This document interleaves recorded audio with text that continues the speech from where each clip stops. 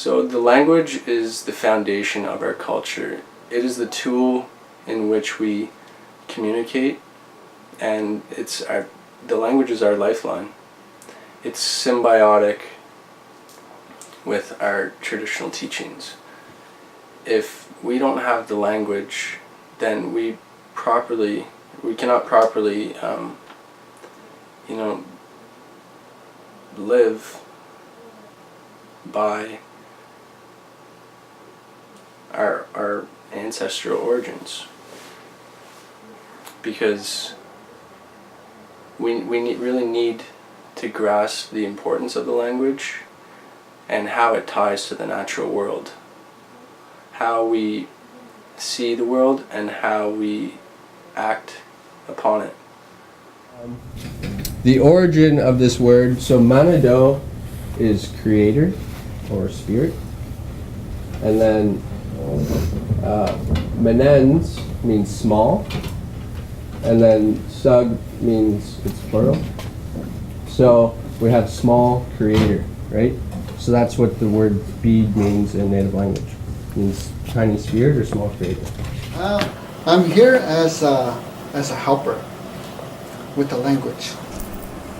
Ani. That means hello. Let's see if we can say some of these words. Okay, these Anishinaabe words. They're tough. Oh. No? Okay. Those beads that you're working with, that's our first word. Manito. Mine sak. Manito mine sak. Manito mine sak. Manito mine sak.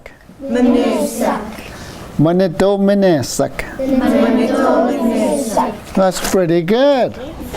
So one of the most important components of the project for us was ensuring that Anishinaabe was woven throughout.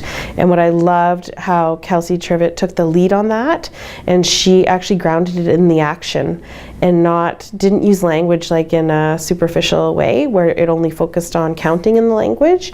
She also grounded it in action and looking at specific patterns and looking at intention behind the beading. And I really appreciated those lessons and those teachings she gave even us at the time. And that then surfaced again in the public education system, because we do have a language teacher at one of the schools that we were working at, and she was able to surface and continue that theme through integrating language. And that's where I learned a lot about our teachings and the sounds in the words of our teachings. So I was gracious for those teachings as well, and I felt like in those moments I was learning right alongside the students in terms of language. Incorporate language and culture with the math project, with the loom beading, and I found that in being a part of the process, it's a lot of consideration about particular words that I feel connect the project of loom beading with the spirit of the bead, as well as trying to connect what the students already understand from our worldview and from our language, and pick words that set an intent, like an intention for their work. With math, I found that the more I look at words and the root words, the more understanding I have of our worldview and how our ancestors understood mathematically and scientifically in a huge way, and it's how you relate to the world.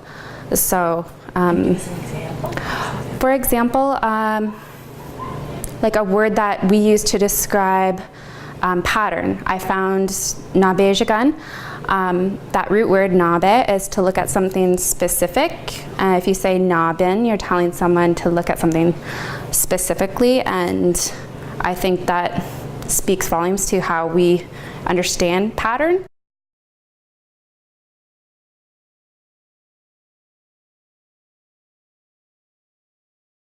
On Keshtigan. On Keshtigan. On Keshtigan. On Keshtigan. On Keshtigan. On Keshtigan. Me gonna toin, nasa, ish come na no biga on Kestrigan. What?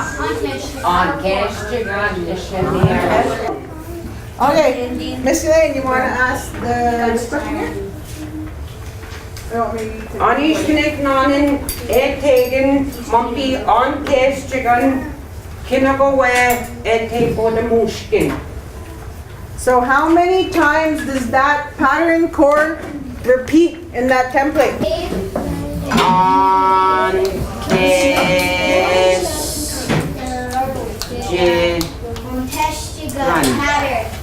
On Kestrigan, on Kestrigan, Skate, on the Shinago Kego. Wait, nang something big. Migo game on Pina, Sap, one and Shinago. The on Keston. The on Keston. Mr. Tam.